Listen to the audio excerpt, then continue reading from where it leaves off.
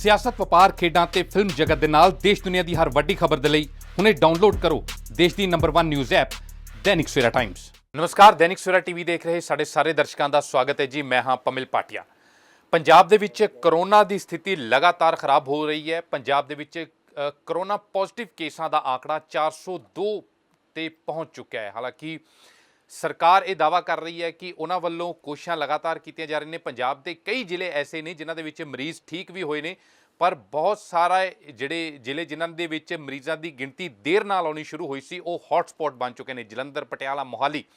ਪਰ ਹੁਣ ਸਥਿਤੀ ਇਹ ਬਣਦੀ ਜਾ ਰਹੀ ਹੈ, ਪੰਜਾਬ ਨੂੰ ਵਿਰੋਧੀ ਪਾਰਟੀਆਂ ਨੇ ਵੀ ਘੇਰਨਾ ਸ਼ੁਰੂ ਕਰ ਦਿੱਤਾ ਹੈ ਕਿ ਪੰਜਾਬ ਦੀ ਸਰਕਾਰ ਕੋਰੋਨਾ ਨੂੰ ਸਹੀ ਤਰ੍ਹਾਂ ਨਾਲ ਹੈਂਡਲ ਨਹੀਂ ਕਰ ਪਾ ਰਹੀ। ਹਾਲਾਂਕਿ ਪੰਜਾਬ ਦੇ ਅਰਥਚਾਰੇ ਨੂੰ ਵੀ ਕਰੋਨਾ ਨੇ ਵੱਡੀ ਸੱਟ ਮਾਰੀ ਹੈ, ਉਹ ਦੇਸ਼ ਦੀਆਂ ਦੁਨੀਆ ਦੇ ਵਿੱਚ ਵੀ ਅਰਥਚਾਰੇ ਨੂੰ ਸੱਟ ਲੱਗੀ ਹੈ। ਪਰ ਪੰਜਾਬ ਨੇ ਐਗਜ਼ਿਟ ਪਲਾਨ ਵੀ ਬਣਾਇਆ ਹੈ ਕਿ ਕਿਸ ਤਰ੍ਹਾਂ ਇਸ ਇਕਨੋਮਿਕ ਕ੍ਰਾਈਸਿਸ ਦੇ ਵਿੱਚੋਂ ਬਾਹਰ ਆਇਆ ਜਾ ਸਕੇ। ਸਰਕਾਰ ਅੱਗੇ ਕੀ ਕਰਨ ਜਾ ਰਹੀ ਹੈ, ਔਰ ਦੂਸਰੀ ਗੱਲ ਕੌਮੀ ਪੱਧਰ ਦੇ ਉੱਤੇ ਕਾਂਗਰਸ ਕਿਸ ਤਰ੍ਹਾਂ ਦੇ ਨਾਲ ਸਹਾਇਤਾ ਕਰ ਪਾਏਗੀ ਪੰਜਾਬ ਸਟੇਟ ਦੀ ਜਾਂ ਹੋਰ ਆਪਣੀ ਰੂਲਿੰਗ ਸਟੇਟਸ ਦੀ, ਇਸ ਬਾਰੇ ਗੱਲਬਾਤ ਕਰਾਂਗੇ। ਸਾਡੇ ਨਾਲ ਕਾਂਗਰਸ ਦੇ ਨੈਸ਼ਨਲ ਸਪੋਕਸਪਰਸਨ ਜੈਵੀਰ ਸ਼ੇਰ ਗਿੱਲ ਮੌਜੂਦ ਨੇ। ਗਿੱਲ ਸਾਹਿਬ, ਬਹੁਤ ਬਹੁਤ ਸਵਾਗਤ ਹੈ ਜੀ ਦੈਨਿਕ ਸਵੇਰਾ ਤੇ। ਥੈਂਕ ਯੂ ਜੀ, ਬਹੁਤ ਬਹੁਤ ਤੁਹਾਡਾ ਧੰਨਵਾਦ ਮੈਨੂੰ ਬੁਲਾਇਆ ਤੁਸੀਂ ਅੱਜ ਆਪਣੇ ਚੈਨਲ ਤੇ ਆਪਣੇ ਸ਼ੋਅ ਤੇ। ਗਿੱਲ ਸਾਹਿਬ, ਪੰਜਾਬ ਤੋਂ ਪਹਿਲੇ ਸ਼ੁਰੂਆਤ ਕਰਦੇ, ਨੈਸ਼ਨਲ ਮੁੱਦਿਆਂ ਤੇ ਅਸੀਂ ਫੇਰ ਆਵਾਂਗੇ। ਪੰਜਾਬ ਦੇ ਵਿੱਚ ਜਿਸ ਤਰ੍ਹਾਂ ਦੇ ਨਾਲ ਸਥਿਤੀ ਤੁਹਾਨੂੰ ਦੱਸਿਆ ਖਰਾਬ ਹੋ ਰਹੀ ਹੈਗੀ ਹੈ, ਸਰਕਾਰ ਦੇ ਉੱਤੇ ਹੁਣ ਇਹ ਇਲਜ਼ਾਮ ਹੈਗਾ ਕਿ ਸਰਕਾਰ ਇਸ ਨੂੰ ਹੈਂਡਲ ਹੀ ਨਹੀਂ ਕਰ ਪਾ ਰਹੀ, ਉਨੀ ਗੰਭੀਰਤਾ ਨਾਲ ਲਿਆ ਹੀ ਨਹੀਂ ਜਾ ਰਿਹਾ।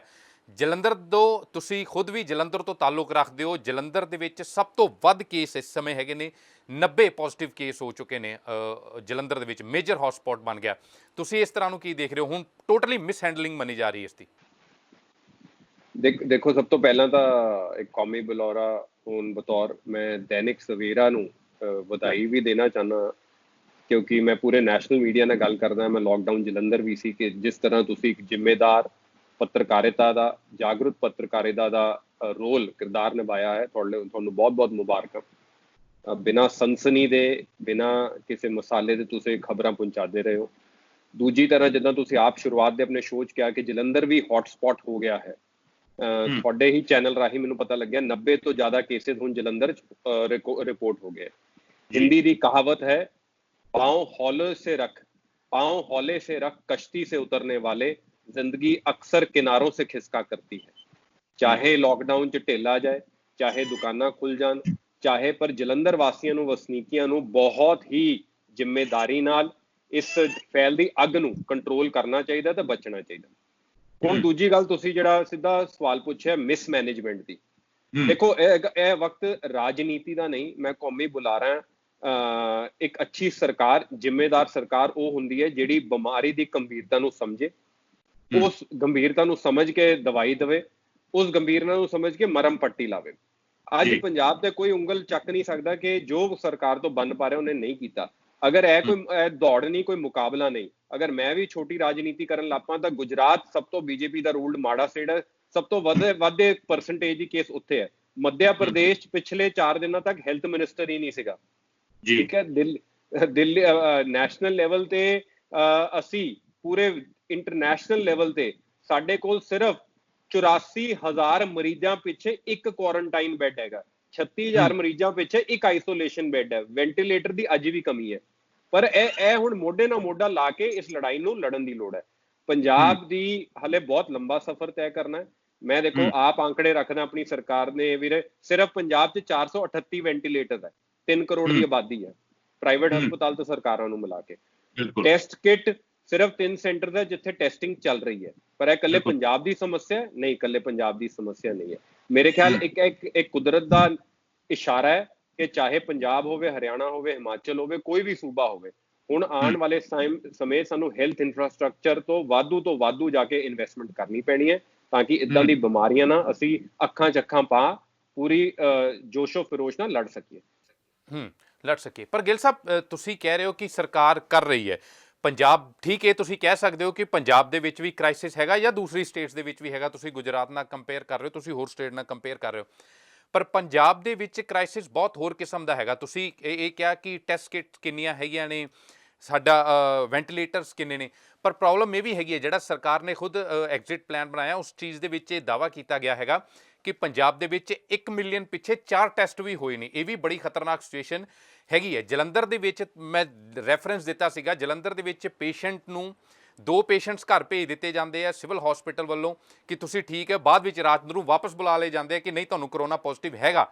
ਫਿਰ ਉਹ ਕਿੰਨੇ ਲੋਕਾਂ ਨੂੰ ਮਿਲ ਚੁੱਕੇ ਹੁੰਦੇ। ਅੰਮ੍ਰਿਤਸਰ ਜਾਂਦੀ ਇੱਕ ਐਂਬੂਲੈਂਸ ਜਾਂਦੀ ਹੈ, ਉਹ ਇੰਨੀ ਗੰਦੀ ਹੁੰਦੀ ਹੈ ਕਿ ਪੇਸ਼ੈਂਟ ਉਹਦੇ ਵਿੱਚ ਬੈਠਣ ਤੋਂ ਇਨਕਾਰ ਕਰ ਦਿੰਦੇ। ਤੁਹਾਨੂੰ ਨਹੀਂ ਲੱਗਦਾ ਕਿ ਇਹ ਦਾਅਵੇ ਠੀਕ ਹੈ ਕ੍ਰਾਈਸਿਸ ਹੈਲਥ ਗਰਾਊਂਡ ਦੇ ਉੱਤੇ ਸਾਰਿਆਂ ਦੇ ਲਈ ਇੱਕੋ ਜਿਹਾ, ਪਰ ਜਿੰਨੇ ਵੀ ਇਕਵਿਪਮੈਂਟਸ ਹੈਗੇ ਨੇ ਜਾਂ ਜਿੰਨੀ ਵੀ ਤਿਆਰੀ ਹੈਗੀ ਹੈ ਐਟਲੀਸਟ ਉਹ ਤੇ ਪ੍ਰੋਪਰ ਹੋਣੀ ਚਾਹੀਦੀ ਹੈ। ਇਹ ਸੀਰੀਅਸਨੈਸ ਇਸ ਦੇ ਵਿੱਚ ਸੀਰੀਅਸਨੈਸ ਦੀ ਘਾਟ ਨਜ਼ਰ ਆ ਰਹੀ ਹੈ ਪੰਜਾਬ ਦੇ ਵਿੱਚ। ਤੇ ਈਵਨ ਹੈਲਥ ਮਿਨਿਸਟਰ ਦੇ ਅਸਤੀਫੇ ਤੱਕ ਦੀ ਆਪੋਜੀਸ਼ਨ ਨੇ ਮੰਗ ਕੀਤੀ ਹੈ ਕਿ ਇੰਨਾ ਲੈਕ ਆਫ ਸੀਰੀਅਸਨੈਸ ਨਹੀਂ ਹੋਣੀ ਚਾਹੀਦੀ।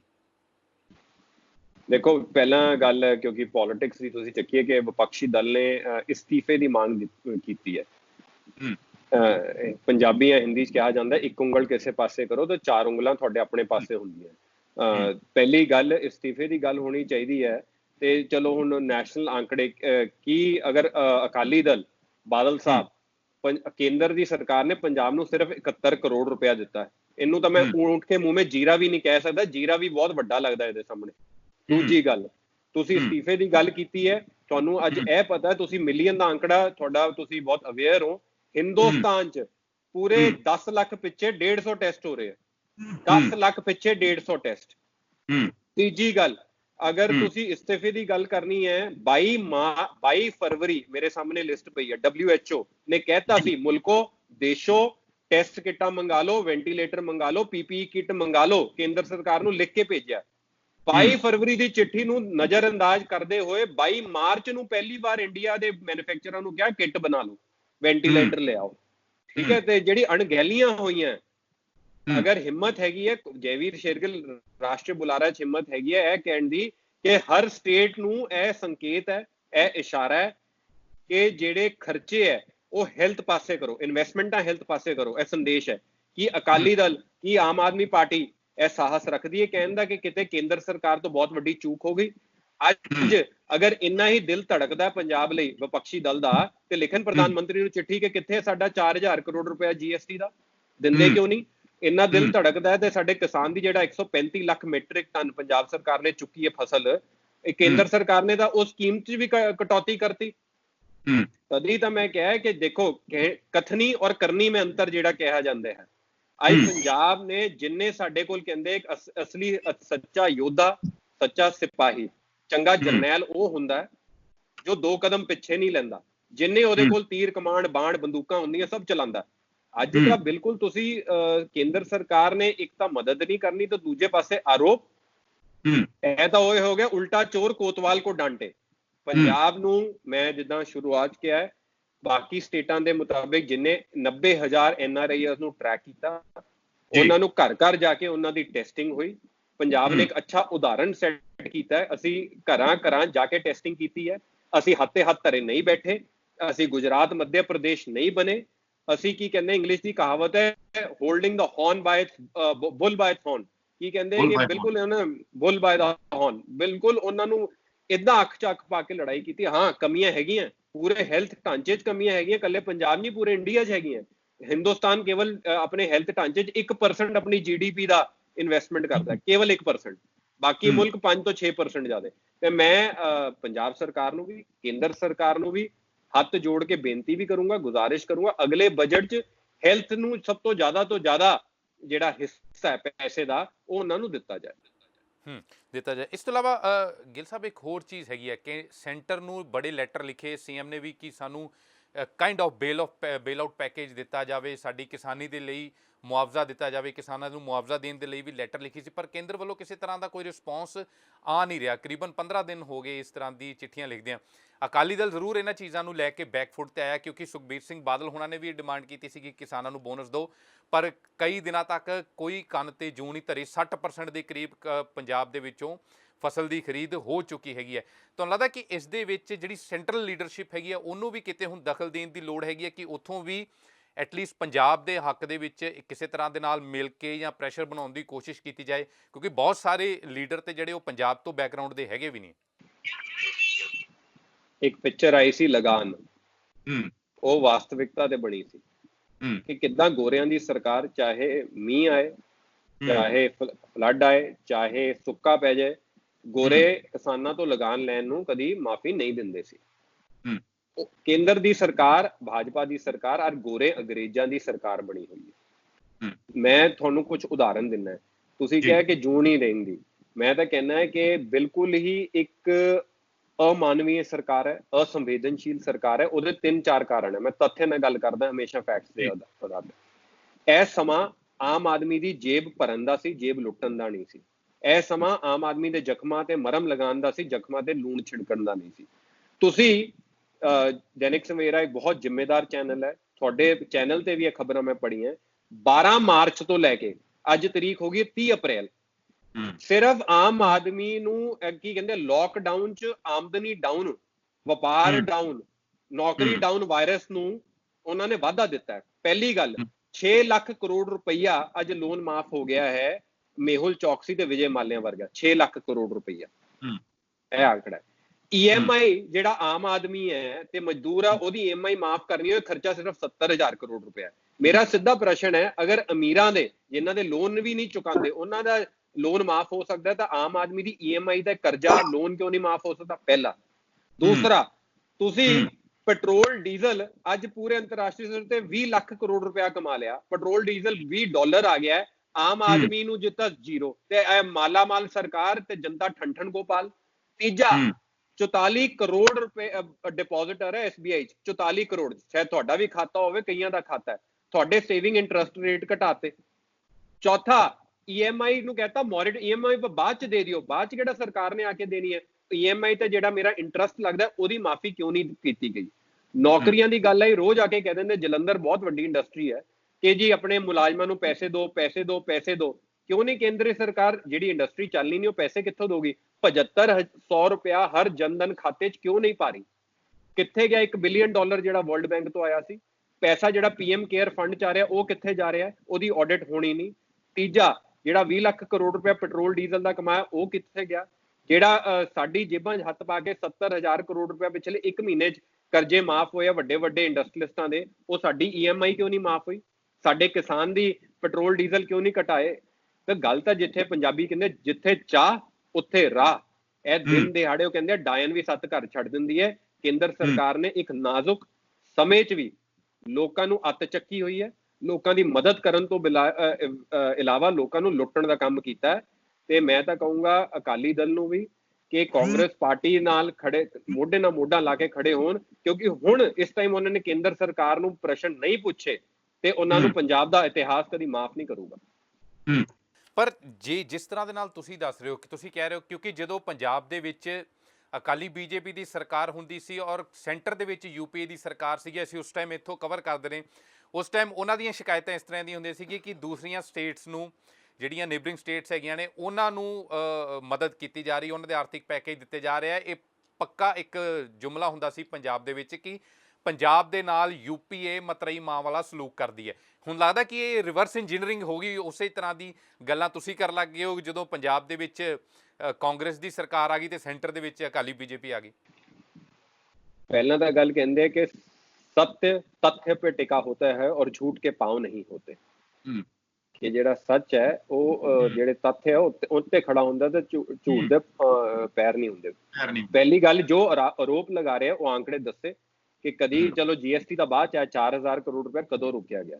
ਤੀਜੀ ਗੱਲ, ਇੱਕ ਇੰਗਲਿਸ਼ ਦੀ ਕਹਾਵਤ ਹੈ, when two elephants fight it's only the grass underneath that gets impacted। ਜਦੋਂ ਦੋ ਹਾਥੀ ਲੜਦੇ ਹੈ, ਜਦੋਂ ਉਹਨਾਂ ਦੇ ਪੈਰਾਂ ਦੇ ਥੱਲੇ ਦੀ ਜ਼ਮੀਨ ਜਾਂ ਘਾਹ ਹੁੰਦਾ, ਸਿਰਫ ਉਹ ਕੁਚਲਿਆ ਜਾਂਦਾ। ਕਿ ਅੱਜ ਇਹ ਆਰੋਪ ਦੀ ਇਹ ਗੱਲ ਹੈ ਕਿ ਅੱਜ ਅਗਰ ਪੰਜਾਬ ਨੂੰ 4000 ਕਰੋੜ ਰੁਪਈਆ ਦੇ ਕੇ ventilator, triple mask, N95 mask ਵਾਧੂ ਆ ਸਕਦੇ ਹੈ ਤੇ ਸਰਕਾਰ ਨੇ ਕਿਉਂ ਆਪਣੀ ਮੁੱਠੀ ਢੀਲੀ ਨਹੀਂ ਕਰ ਰਹੇ? ਦੂਜੀ ਗੱਲ, ਇਹ ਟਾਈਮ ਵਾਹਵਾਹੀ ਲੁੱਟਣ ਦਾ ਨਹੀਂ ਹੈ। ਜਦੋਂ ਕਰੋਨਾ ਵਾਇਰਸ ਨਹੀਂ ਦੇਖ ਰਿਹਾ ਕੌਣ ਪੰਜਾਬੀ, ਕੌਣ ਹਰਿਆਣਵੀ, ਕੌਣ ਗੁਜਰਾਤੀ, ਕੌਣ ਕੇਰਲਾ ਦਾ, ਕੌਣ ਸਾਊਥ ਇੰਡੀਆ ਦਾ, ਤੇ ਸਰਕਾਰ ਦਾ ਰਵੱਈਆ ਕਿਉਂ ਦੇਖ ਰਿਹਾ ਕਿ ਕੌਣ ਪੰਜਾਬ ਤੇ ਕੌਣ ਹਰਿਆਣਾ ਤੇ ਕੌਣ ਮੱਧ ਪ੍ਰਦੇਸ਼ ਤੇ ਕੌਣ ਗੁਜਰਾਤ? ਤਦੀ ਮੈਂ ਕਿਹਾ ਤੇ ਸਰਕਾਰ ਦੱਸੇ ਕੇਵਲ 71 ਕਰੋੜ ਰੁਪਇਆ ਕਿਉਂ ਆਇਆ? ਕਿ ਕੀ ਅੱਜ ਵਿਪਕਸ਼ੀ ਦਲ ਅਕਾਲੀ ਦਲ, ਆਮ ਆਦਮੀ ਪਾਰਟੀ, ਉਹਨਾਂ ਦੀ ਜ਼ਿੰਮੇਵਾਰੀ ਨਹੀਂ ਹੈ ਕਿ ਸਰਕਾਰ ਸੈਂਟਰ ਨਾਲ ਲੜਨ? ਤੀਜੀ ਗੱਲ ਦੇਖੋ, ਅੱਜ ਤੁਸੀਂ ਜਾਣਦੇ ਹੋ ਸੰਵਿਧਾਨ ਦੇ ਅਨੁਸਾਰ ਜਿਹੜੇ ਸਟੇਟ ਹੁੰਦੇ ਆ ਉਹਨਾਂ ਦੇ ਰੈਵਨਿਊ ਇਨਕਮ ਸੋਰਸਸ ਬਹੁਤ ਘੱਟ ਹੁੰਦੇ।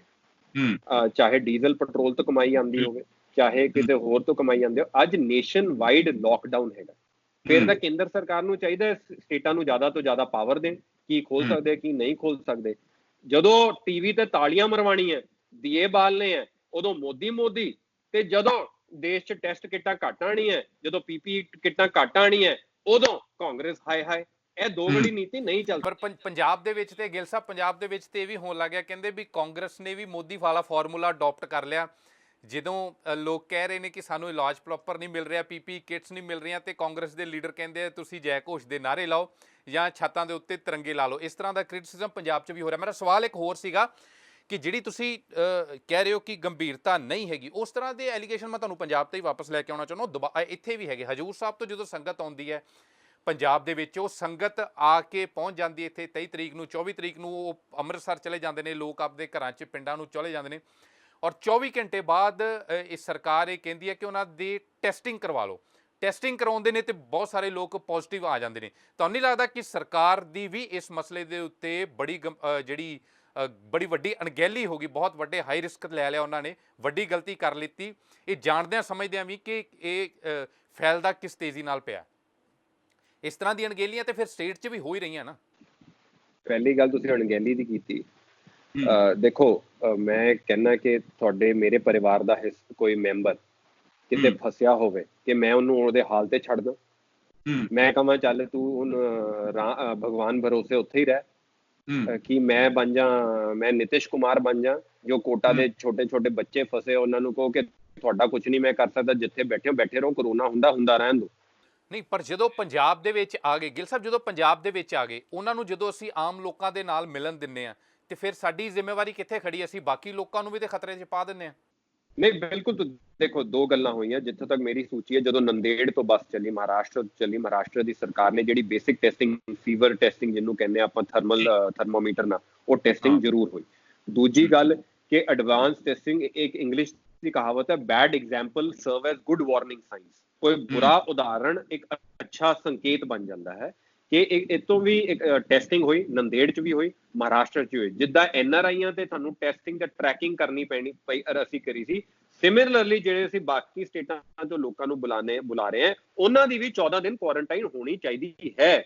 ਅਗਰ ਇਹ ਨਹੀਂ ਹੋਈ ਤੇ ਇਹ ਹੋਣੀ ਚਾਹੀਦੀ ਹੈ। ਮੈਂ ਤੁਹਾਡੇ ਚੈਨਲ ਤੇ ਕਹਿਣਾ, ਤੇ ਅੱਗੇ ਜਾ ਕੇ ਜਿਨ੍ਹਾਂ ਨੂੰ ਵੀ ਤੁਸੀਂ ਬੁਲਾਓਗੇ ਉਹਨਾਂ ਨੂੰ 14 ਦਿਨ ਬਕਾਇਦਾ ਕੁਆਰੰਟਾਈਨ ਰੱਖੋ। ਪਰ ਅਗਰ ਤੁਸੀਂ ਕਹਿੰਦੇ ਹੋ ਕਿ ਇਹ ਟੈਸਟਿੰਗ ਦੇ ਚੱਲਦੇ ਅਸੀਂ ਕਿਸੇ ਨੂੰ ਆਪਣੇ ਹਾਲ ਤੇ ਛੱਡ ਦਈਏ, ਤੇ ਮੈਨੂੰ ਤਾਂ ਫਖਰ ਹੈ ਪੰਜਾਬ ਦੀ ਸਰਕਾਰ ਨੇ, ਜਿਹਨੇ ਇੱਕ ਉਦਾਹਰਣ ਸੈੱਟ ਕੀਤਾ ਕਿ ਆਪਣੇ ਲੋਕੀ, ਆਪਣੇ ਪੰਜਾਬ ਦੇ ਵਸਨੀਕੀ ਜਿਹੜੇ ਫਸੇ ਹੋਏ ਸੀ, ਉਹਨਾਂ ਨੂੰ ਬੁਰੇ ਹਾਲ ਤੇ ਨਹੀਂ ਛੱਡਿਆ ਤੇ ਵਾਪਸ ਲੈ ਕੇ ਆਉਣ ਦਾ ਕੰਮ ਕੀਤਾ। ਇੱਕ ਹੋਰ ਚੀਜ਼, ਪੰਜਾਬ ਦੀ ਜਿਹੜੀ ਆਰਥਿਕ ਸਥਿਤੀ ਹੈਗੀ, ਹਾਲਾਂਕਿ ਕਮੇਟੀ ਬਣਾਈ ਗਈ, ਡਾਕਟਰ ਮਨਮੋਹਨ ਸਿੰਘ ਉਸ ਦੇ ਵਿੱਚ ਸ਼ਾਮਿਲ ਹੈਗੇ ਨੇ, ਮਨਟੇਕ ਸਿੰਘ ਆਹਲੂਵਾਲੀਆ ਦੀ ਮਦਦ ਲਈ ਜਾ ਰਹੀ ਹੈਗੀ ਹੈ। ਤੁਸੀਂ ਕਿਆ ਕੁਝ ਦੱਸ ਸਕਦੇ ਹੋ ਕਿ ਆਉਣ ਵਾਲੇ ਦਿਨਾਂ ਦੇ ਵਿੱਚ, ਕਿਉਂਕਿ ਤੁਸੀਂ ਵੀ ਇਹ ਚੀਜ਼ ਦਾ ਜ਼ਿਕਰ ਕਰ ਰਹੇ ਹੋ ਕਿ ਪੰਜਾਬ ਨੂੰ ਕੁਝ ਨਹੀਂ ਦੇ ਰਹੀ ਸੈਂਟਰ ਗਵਰਨਮੈਂਟ, ਤੁਹਾਡਾ ਇਹ ਦਾਅਵਾ ਹੈਗਾ ਕਿ ਜਦੋਂ ਪੰਜਾਬ ਨੂੰ ਕੱਲ ਨੂੰ ਆਪਣੇ ਇਕਨੋਮਿਕ ਰਿਵਾਈਵਲ ਦੇ ਲਈ ਜ਼ਰੂਰਤ ਪੈਂਦੀ ਹੈ ਸੈਂਟਰ ਗਵਰਨਮੈਂਟ ਦੀ, ਤੇ ਕਿਆ ਸੈਂਟਰਲ ਲੀਡਰਸ਼ਿਪ ਕਿਸੇ ਤਰ੍ਹਾਂ ਦੇ ਨਾਲ ਹੈਲਪ ਕਰ ਸਕਦੀ ਹੈ ਕਿ ਉੱਥੋਂ ਅਸੀਂ ਵੀ ਇੱਕ ਨਾਲ ਇੱਕ 11 ਵਾਲਾ ਕੰਮ ਕਰਦੇ, ਸੈਂਟਰਲ ਲੀਡਰਸ਼ਿਪ ਤੇ ਮੋਦੀ ਗਵਰਨਮੈਂਟ ਤੇ ਪ੍ਰੈਸ਼ਰ ਬਣਾਉਣ ਦੀ ਕੋਸ਼ਿਸ਼ ਕਰਦੇ ਹਾਂ ਕਿ ਪੰਜਾਬ ਨੂੰ ਕਿਸੇ ਤਰ੍ਹਾਂ ਦੀ ਆਰਥਿਕ ਮਦਦ ਦੀ ਲੋੜ ਹੈਗੀ ਹੈ ਤੇ ਅਸੀਂ ਦਿਲਵਾ ਪਾਈਏ? ਦੇਖੋ, ਦੋ ਗੱਲਾਂ। ਆਉਣ ਵਾਲਾ ਸਮਾਂ ਪੰਜਾਬ ਕੀ ਪੂਰੇ ਦੇਸ਼ ਦੀ ਇਕਨੋਮੀ ਲਈ ਬਹੁਤ ਔਖਾ ਸਮਾਂ। ਕਰੋਨਾ ਵਾਇਰਸ ਦੇ ਆਉਣ ਤੋਂ ਪਹਿਲਾਂ ਹੀ ਦੇਸ਼ ਦੀ ਇਕਨੋਮੀ, ਆਰਥਿਕ ਵਿਵਸਥਾ, ਆਰਥਿਕ ਢਾਂਚਾ ਔਖੇ ਸਾਹ ਲੈ ਰਿਹਾ ਸੀ। ਕਰੋਨਾ ਤੋਂ ਬਾਅਦ ਉਸ ਔਖੇ ਸਾਹ ਲੈਣ ਵਾਲੀ ਇਕਨੋਮੀ ਨੂੰ ਪੂਰੀ ਤਰ੍ਹਾਂ ਵੈਂਟੀਲੇਟਰ ਤੇ ਪਾ ਦਿੱਤਾ ਗਿਆ। ਦੂਜੀ ਗੱਲ, ਚਾਹੇ ਪੰਜਾਬ ਹੋਵੇ, ਕੇਂਦਰ ਹੋਵੇ, ਇਹਦਾ ਇੱਕ ਹੀ ਤਰੀਕਾ ਅੱਗੇ ਆ ਕੇ ਕਿ ਜੋ ਲੋਕਾਂ ਦੀ ਜੇਬ ਦੇ ਜਿਹੜੇ ਖਰਚੇ ਹੈ ਉਹਨਾਂ ਨੂੰ ਪੂਰੇ ਕਰਨ ਲਈ ਉਹਨਾਂ ਦੀ ਜੇਬ 'ਚ ਜ਼ਿਆਦਾ ਤੋਂ ਜ਼ਿਆਦਾ ਪੈਸਾ ਪਾਓ। ਚਾਹੇ ਉਹ ਸਾਡਾ ਪੰਜਾਬ ਦਾ ਇੰਡਸਟਰੀਅਲਿਸਟ ਹੋਏ, ਉਹਨਾਂ ਦੇ ਜਿਹੜੀ ESI ਜਿਹੜੀ EMPLOYEE ਦੀ ਉਹ ਫੰਡਸ ਪਾਉਂਦੇ ਹੈ, ਉਹਨਾਂ ਦੀ ਮਾਫੀ ਦਿਓ। ਉਹਨਾਂ ਦੀ ਜਿਹੜੀ ਰਿਫੰਡ ਹੈ ਉਹਨਾਂ ਨੂੰ ਤੇਜ਼ੀ ਕਰੋ। ਉਹਨਾਂ ਦੀ ਜਿਹੜੀ ਇਨਕਮ ਟੈਕਸ ਦੀ ਇਨਸੈਂਟਿਵ ਬ੍ਰੇਕਸ ਹੈ ਉਹਨਾਂ ਨੂੰ ਵਧਾਓ। ਪੈਟਰੋਲ ਡੀਜ਼ਲ ਦੇ ਦਾਮ ਘੱਟ ਕਰੋ। ਸੇਵਿੰਗ ਰੇਟ, ਬੈਂਕ ਦੇ ਸੇਵਿੰਗ ਅਕਾਊਂਟਾਂ ਦੇ ਇੰਟਰਸਟ ਰੇਟ ਵਧਾਓ। EMI ਦੇ ਕਰਜ਼ਿਆਂ ਦੀ ਮਾਫੀ ਦਿਓ। ਕਿਸਾਨ ਨੂੰ ਜਿਹੜਾ ਟਰੈਕਟਰ ਟਿਊਬਾਂ ਤੇ ਵੀ GST ਲੱਗਦਾ ਉਹ ਹਟਾਓ। ਚੌਥੀ ਗੱਲ ਤੁਸੀਂ ਕੀ ਪੰਜਾਬ ਦੀ, ਦੇਖੋ ਮੈਂ ਕਹਿੰਦਾ ਸਰਕਾਰ ਉਹ ਜਿਹੜੀ ਕਰਕੇ ਦਿਖਾਏ। ਸਰਕਾਰ ਹੁਣ ਕੇਵਲ ਚਾਹੇ ਪੰਜਾਬ ਦੀ ਹੋ, ਕਿਸੇ ਦੀ ਹੋਏ, ਕੇਂਦਰ ਨੇ ਆਪਣੀ ਰਾਜਨੀਤੀ ਖੇਲਣੀ ਹੈ। ਪੰਜਾਬ ਨੂੰ ਮੈਨੂੰ ਪੂਰਾ ਵਿਸ਼ਵਾਸ ਹੈ ਡਾਕਟਰ ਮਨਮੋਹਨ ਸਿੰਘ ਦੀ ਲੀਡਰਸ਼ਿਪ ਦੇ ਹੇਠਾਂ ਪੰਜਾਬ ਆਪਣਾ ਬਲੂਪ੍ਰਿੰਟ ਤਿਆਰ ਰੱਖੂਗਾ ਜਿੰਨੇ ਸਾਡੇ ਕੋਲ ਸਾਧਨ ਹੈ, ਜਿੰਨਾ ਸਾਡੇ ਕੋਲ ਪੈਸੇ ਹੈ, ਸਾਨੂੰ ਉਹਦੇ ਨਾਲ ਹੀ ਅਗਰ ਕੰਮ ਚਲਾਉਣਾ ਪਿਆ ਤੇ ਜ਼ਰੂਰ ਚਲਾਉਣਾ ਚਾਹੀਦਾ ਹੈ। ਚੌਥਾ, ਨਹੀਂ ਤਾਂ ਜਨਤਾ ਦੇ ਦਰਬਾਰ ਤੋਂ ਵੱਡਾ ਦਰਬਾਰ ਰਾਜਨੀਤੀ ਜਾਂ ਲੋਕਤੰਤਰ 'ਚ ਨਹੀਂ ਹੁੰਦਾ। ਜਨਤਾ ਦੇਖੂਗੀ ਕਿ ਜਿੱਥੇ ਕੇਸ 10% ਹੈ ਪੰਜਾਬ ਨਾਲੋਂ, ਉੱਥੇ 100 ਰੁਪਇਆ ਪਹੁੰਚ ਰਿਹਾ, ਤੇ ਜਿੱਥੇ ਕੇਸ ਸਭ ਤੋਂ ਵਾਧੂ ਪੰਜਾਬ 'ਚ, ਉੱਥੇ 10 ਰੁਪਏ ਪਹੁੰਚ ਰਿਹਾ। ਇਹ ਤਾਂ ਨਤੀਜੇ ਹੈ 2024 'ਚ, ਫਿਰ ਜਨਤਾ ਵੀ ਹਿਸਾਬ ਬਰਾਬਰ ਕਰ ਦੂਗੀ। ਆਖਰੀ ਸਵਾਲ ਹੈਗਾ ਗਿੱਲ ਸਾਹਿਬ ਤੁਹਾਨੂੰ, ਅਰਨਬ ਗੋਸਵਾਮੀ ਨੂੰ ਲੈ ਕੇ ਕਾਂਗਰਸ ਨੇ ਬੜਾ ਸਟੈਂਡ ਲਿਆ, ਇੱਕਦਮ ਦੇਸ਼ ਭਰ ਦੇ ਵਿੱਚ FIR ਦਰਜ ਕਰਵਾ ਦੀ, ਪਰ ਉਸ ਦੇ ਵਿੱਚ ਕਈ ਜਗ੍ਹਾ ਤੇ ਇਹ ਵੀ ਨਿਕਲ ਕੇ ਆ ਰਿਹਾ ਕਿ ਸਰਕਾਰ ਜਿਹੜੀ ਟੋਲਰੈਂਸ ਦੀ ਗੱਲ ਕਰਦੀ ਹੈ, ਜਾਂ ਕਾਂਗਰਸ ਜਿਹੜੀ ਟੋਲਰੈਂਸ ਦੀ ਗੱਲ ਕਰਦੀ ਸੀ, ਉਹ ਟੋਲਰੈਂਸ ਕਾਂਗਰਸ ਨੇ ਖੁਦ ਵੀ ਨਹੀਂ ਦਿਖਾਈ। ਜੇ ਕੋਈ ਜਰਨਲਿਸਟ ਗੱਲ ਕਰ ਰਿਹਾ ਹੈਗਾ ਤੇ ਤੁਸੀਂ FIR ਦਰਜ ਕਰਵਾਉਣੀਆਂ ਸ਼ੁਰੂ ਕਰ ਦਿੱਤੀਆਂ ਦੇਸ਼ ਭਰ ਦੇ ਵਿੱਚ। ਇਹ ਦੋਨੋਂ ਵਿਊ ਹੈਗੇ ਚੱਲ ਰਹੇ। ਦੇਖੋ, ਪਹਿਲੀ ਤਾਂ ਗੱਲ, ਮੈਂ ਇੱਕ ਉਮਰ ਵੀ ਮੇਰੀ ਛੋਟੀ ਹੈ, ਮੇਰਾ ਰਾਜਨੀਤਿਕ ਸਫ਼ਰ ਵੀ ਇੱਕ ਕੌਮੀ ਬੁਲਾਰੇ, ਤੇ ਮੈਂ ਅਰਨਬ ਨਾਲ ਆਪ ਵੀ ਡਿਬੇਟਾਂ ਕੀਤੀਆਂ, ਪਰ ਬੜਾ ਦੁੱਖ ਨਾਲ ਕਹਿਣਾ ਚਾਹੁੰਦਾ ਹੈ ਕਿ ਇੱਕ ਪੱਤਰਕਾਰ ਤੇ ਇੱਕ ਭੰਡ 'ਚ ਬਹੁਤ ਬੜਾ ਫਰਕ ਹੁੰਦਾ। ਨੰਬਰ 1। ਨੰਬਰ 2, ਜਿਹੜੇ ਪਰਚੇ ਹੋਏ ਹੈ, FIRਾਂ ਹੋਈਆਂ, ਉਹ ਅਰਨਬ ਦੇ ਨਿੱਜੀ ਸ਼੍ਰੀਮਤੀ ਸੋਨੀਆ ਗਾਂਧੀ ਦੇ ਜਿਹੜੇ ਬਿਆਨ ਨੇ ਉਹਦੇ ਤੇ ਨਹੀਂ ਜ਼ਿਆਦਾ ਹੋਈਆਂ। ਉਹ ਹੋਈਆਂ ਕਿ ਕਿਸ ਤਰ੍ਹਾਂ ਸਮਾਜ 'ਚ ਤੁਸੀਂ ਇੱਕ ਧਰਮ ਨੂੰ ਦੂਜੇ ਧਰਮ ਨਾਲ ਲੜਾਉਣ ਦਾ ਕੰਮ ਕੀਤਾ ਹੈ। ਇਹ ਇੰਡੀਅਨ ਪੀਨਲ ਕੋਡ ਦੀ ਧਾਰਾ ਹੈ, ਇਹ 153 ਲੈ ਲਓ ਚਾਹੇ 152 ਲੈ ਲਓ। ਐਨਿਮਿਟੀ ਤੁਸੀਂ ਅਗਰ 9 ਵਜੇ ਇੱਕ ਚੌਥੇ ਪਿਲਰ ਆਫ ਡੈਮੋਕ੍ਰੇਸੀ ਦਾ ਕੰਮ ਨਾ ਕਰਕੇ ਡੈਮੋਕ੍ਰੇਸੀ ਨੂੰ ਤੋੜਨ ਦਾ ਕੰਮ ਕਰਨਾ ਹੈ, ਹਿੰਦੂ ਮੁਸਲਿਮ ਦੇ ਰੋਜ਼ 9 ਵਜੇ ਯੁੱਧ ਕਰਾਣੇ ਹੈ, ਇਸ ਕਰੋਨਾ ਵਾਇਰਸ ਦੀ ਔਖੀ ਘੜੀ 'ਚ ਵੀ ਕਹਿਣਾ ਹੈ ਕਿ ਕਿਤੇ ਕੋਈ ਹਿੰਦੂ ਮਰਦਾ ਹੈ ਤੇ ਕਾਂਗਰਸ ਪਾਰਟੀ ਖੁਸ਼ ਹੁੰਦੀ ਹੈ ਜਾਂ ਫਲਾਨਾ ਖੁਸ਼ ਹੁੰਦਾ ਹੈ, ਤੇ ਮੈਂ ਕਹਿੰਦਾ ਪੱਤਰਕਾਰਤਾ ਨਹੀਂ ਹੈ, ਇਹ ਤਾਂ ਕੀ ਕਹਿੰਦੇ ਤੜਕਾ ਲਾਉਣ ਵਾਲੀ ਗੱਲ ਹੈ, ਇਹ ਅੱਗ 'ਚ ਤੇਲ ਪਾਉਣ ਵਾਲੀ ਗੱਲ ਹੈ। ਤੇ ਅਗਰ ਇੱਕ ਜਰਨਲਿਸਟ ਆਪਣੀ ਜ਼ਿੰਮੇਵਾਰੀ ਭੁੱਲ ਜਾਂਦਾ ਹੈ, freedom of speech and expression ਦੀ ਆੜ 'ਚ, ਟੋਲਰੈਂਸ ਦੀ ਆੜ 'ਚ ਆ ਕੇ, ਉਹ ਸਮਾਜ 'ਚ ਫੁੱਟ ਨਹੀਂ ਪਵਾ ਸਕਦਾ, ਲੜਾਈ ਨਹੀਂ ਪਵਾ ਸਕਦਾ। ਹਾਲਾਂ ਮੈਂ ਕਹਿੰਦਾ ਕਿ ਕਾਨੂੰਨ ਆਪਣਾ ਕੰਮ ਕਰੇਗਾ। ਇਨਵੈਸਟੀਗੇਸ਼ਨ ਜੁਆਇਨ ਕੀਤੀ, ਅਗਰ ਉਹਨਾਂ ਨੇ ਕੋਈ ਗਲਤ ਕੰਮ ਨਹੀਂ ਕੀਤਾ ਤੇ ਉਹ ਪੁਲਿਸ ਨੂੰ ਬਿਆਨ ਦੇਣ, ਸਫਾਈਆਂ ਦੇਣ। ਤੇ ਉਹ ਕੀ ਕਹਿੰਦੇ, ਇੱਕ ਹਿੰਦੀ ਕੀ ਕਹਾਵਤ ਹੈ ਕਿ वो कत्ल भी करते हैं, वो हम आहें भी भरते हैं तो हो जाते हैं बदनाम, वो कत्ल भी कर दें तो चर्चा नहीं होती। ਇਹ ਕੰਮ ਨਹੀਂ ਚੱਲਣਾ। ਅਗਰ ਤੁਸੀਂ ਕਿਸੇ ਵੀ IPC ਦੀ, ਇੰਡੀਅਨ ਪੀਨਲ ਕੋਡ ਦੀ ਧਾਰਾ ਦਾ ਉਲੰਘਣ ਕੀਤਾ ਹੈ, ਅੱਜ ਤੁਸੀਂ ਜਰਨਲਿਸਟ ਹੋ, ਤੁਹਾਡੇ ਕੋਲ ਅੰਕੜੇ ਵੀ ਹੈਗੇ, ਚਾਹੇ ਉਹ UPA 'ਚ CWG ਸਕੈਮ ਵੱਲ ਉਂਗਲ ਚੱਕੀ ਗਈ ਹੋ, 2G ਵੱਲ ਉਂਗਲ ਚੱਕੀ ਹੋ, ਜਿੱਥੇ ਲੋਕ ਬਰੀ ਹੋ ਗਏ, ਕਿਹੜਾ ਪੱਤਰਕਾਰ 'ਚ ਜੇਲ੍ਹ ਗਿਆ? ਕੋਈ ਵੀ ਨਹੀਂ। ਕਿਹੜੇ ਪੱਤਰਕਾਰ ਦੀ ਐਡ ਏਜੰਸੀਆਂ ਐਡਵਰਟਾਈਜ਼ਮੈਂਟ ਬੰਦ ਹੋਈਆਂ? ਕੋਈ ਵੀ ਨਹੀਂ। ਅੱਜ ਮੋਦੀ ਸਰਕਾਰ ਦਾ ਰਵੱਈਆ, ਸਰ ਝੁਕਾਓ ਨਹੀਂ ਤਾਂ ਸਰ ਕਟਵਾਓ। ਅੱਜ ਵੀ ਮੈਂ ਦਾਅਵੇ ਨਾਲ ਦੇ ਸਕਦਾ ਹਾਂ, ਕੋਈ ਪੁਲਿਸ ਕਿਤੇ ਵੀ ਦੇਸ਼ 'ਚ ਕੋਈ ਪਰਚੇ ਤੇ ਕਾਰਵਾਈ ਕਰ ਰਹੀ ਹੈ ਕਿ ਤੂੰ ਸ਼੍ਰੀਮਤੀ ਸੋਨੀਆ ਗਾਂਧੀ ਖਿਲਾਫ ਮਾੜਾ ਬੋਲਿਆ? ਨਹੀਂ। ਕਾਰਵਾਈ ਇਹ ਹੋ ਰਹੀ ਹੈ ਕਿ ਤੂੰ 9 ਵਜੇ ਜ਼ਹਿਰ ਘੋਲਿਆ, ਹਿੰਦੂ ਮੁਸਲਮਾਨ ਨੂੰ ਲੜਾਉਣ ਦਾ ਕੰਮ ਕੀਤਾ, ਜੋ ਇਸ ਦੇਸ਼ ਦਾ ਸੰਵਿਧਾਨ ਤੇ ਦੇਸ਼ ਦਾ ਕਾਨੂੰਨ ਜਿਸ ਦੀ ਇਜਾਜ਼ਤ ਨਹੀਂ ਦਿੰਦਾ। ਅਗਾਂਹ ਕੀ ਕਰਨ ਜਾ ਰਹੀ ਹੈ ਕਾਂਗਰਸ, ਕੁਝ ਦੱਸ ਸਕਦੇ ਹੋ ਇਸ ਮਸਲੇ 'ਚ? ਨਹੀਂ, ਕਾਂਗਰਸ ਦਾ ਨਹੀਂ, ਹੁਣ ਤਾਂ ਮਹਾਰਾਸ਼ਟਰ ਪੁਲਿਸ ਜਿੰਦਾਬਾਦ। ਕਾਂਗਰਸ ਨੇ ਜੋ ਕਰਨਾ ਸੀਗਾ ਕਰ ਦਿੱਤਾ। ਨਹੀਂ, ਕਾਂਗਰਸ ਨੇ, ਦੇਖੋ, ਕਾਂਗਰਸ ਨੇ ਪੂਰੀ ਨਾ ਤਾਂ ਕਾਂਗਰਸ ਨੇ 9 ਵਜੇ ਕਿਸੇ ਸਮਾਜ ਦੇ ਹਿੱਸੇ ਨੂੰ ਭੜਕਾਇਆ ਕਿ ਫਲਾਨਾ ਮਾੜਾ, ਜਿੱਦਾਂ ਉਹਨਾਂ ਨੇ ਭੜਕਾਇਆ। ਕਾਂਗਰਸ ਨੇ ਅਰਜੀ ਦਿੱਤੀ, ਕਾਂਗਰਸ ਨੇ ਕੰਪਲੇਂਟ ਦਿੱਤੀ, ਉਹ ਸੁਪਰੀਮ ਕੋਰਟ ਗਏ। ਸੁਪਰੀਮ ਕੋਰਟ ਨੇ ਵੀ ਕੁਝ ਤਾਂ ਸਮਝਿਆ ਹੋਊਗਾ, ਜੋ ਕਿਹਾ ਹੋਊਗਾ ਤੁਹਾਨੂੰ ਸਿਰਫ ਗ੍ਰਿਫਤਾਰੀ ਤੋਂ 3 ਹਫ਼ਤੇ ਦੀ ਪ੍ਰੋਟੈਕਸ਼ਨ ਹੈਗੀ, ਉਸ ਤੋਂ ਬਾਅਦ ਤੁਸੀਂ ਟ੍ਰਾਇਲ ਕੋਰਟ ਜਾਣਾ। ਅਗਰ ਸੁਪਰੀਮ ਕੋਰਟ ਨੂੰ ਲੱਗਦਾ ਹੈ ਕੰਪਲੇਂਟਾਂ ਫਰਜ਼ੀ ਹੈ, ਤੇ ਸੁਪਰੀਮ ਕੋਰਟ ਪੁਲਿਸ ਨੂੰ ਕਹਿ ਦਿੰਦਾ ਤੁਸੀਂ ਉਹਨਾਂ ਨੂੰ ਨਾ ਬੁਲਾਓ। ਕੋਈ ਨਾ ਕੋਈ ਤਾਂ ਗੱਲ, ਕੋਈ ਨਾ ਕੋਈ ਕੇਸ ਹੋਊਗਾ ਨਾ ਕਿ ਅਰਨਬ ਗੋਸਵਾਮੀ ਜੀ ਨੂੰ ਅੱਜ ਪੁਲਿਸ ਥਾਣੇ 'ਚ ਬੁਲਾਇਆ ਜਾ ਰਿਹਾ ਹੈ ਤੇ ਸੁਪਰੀਮ ਕੋਰਟ ਨੇ ਉਹਦੀ ਇਜਾਜ਼ਤ ਦਿੱਤੀ ਹੈ। ਕਾਂਗਰਸ ਨੇ ਆਪਣਾ ਕੰਮ ਕੀਤਾ ਹੈ ਅਰਜੀ ਪਾ ਕੇ। ਕਾਂਗਰਸ ਨੇ ਹਮੇਸ਼ਾ ਹੀ ਨਾਇਨਸਾਫੀ ਖਿਲਾਫ ਆਵਾਜ਼ ਉਠਾਈ ਹੈ। ਕੋਈ ਵੀ, ਚਾਹੇ ਪੱਤਰਕਾਰ ਹੋਏ, ਚਾਹੇ ਸਾਡੀ ਪਾਰਟੀ ਦਾ ਪੋਲੀਟੀਕਲ ਲੀਡਰ ਹੋਵੇ, ਚਾਹੇ ਵਿਪਕਸ਼ੀ ਦਲ ਦਾ ਹੋਵੇ, ਅਗਰ ਤੁਸੀਂ ਸਮਾਜ 'ਚ ਲੜਾਈ ਲੜਾਉਣ ਦਾ ਕੰਮ ਕਰੋਗੇ, ਅਸੀਂ ਤਾਂ ਪੁਲਿਸ 'ਚ ਕੰਪਲੇਂਟ ਕਰਾਂਗੇ। ਇਹ ਅੰਤ 'ਚ ਸਿਰਫ ਇੰਨਾ ਕਹੂੰਗਾ ਕਿ ਹਮ ਸਭ शांति पसंद हैं, इस देश में अमन रहने दो, हरे और भगवे में मत बांटो, हर छत पे तिरंगा लहराने दो, हर छत पे तिरंगा लहराने दो। जय हिंद। ਠੀਕ ਹੈ, ਬਹੁਤ ਬਹੁਤ ਸ਼ੁਕਰੀਆ ਜੈਵੀਰ ਜੀ, ਸਾਡੇ ਨਾਲ ਗੱਲਬਾਤ ਕਰਨ ਲਈ, ਸਾਨੂੰ ਸਮਾਂ ਦੇਣ ਦੇ ਲਈ ਧੰਨਵਾਦ। Thank you. ਬਾਏ।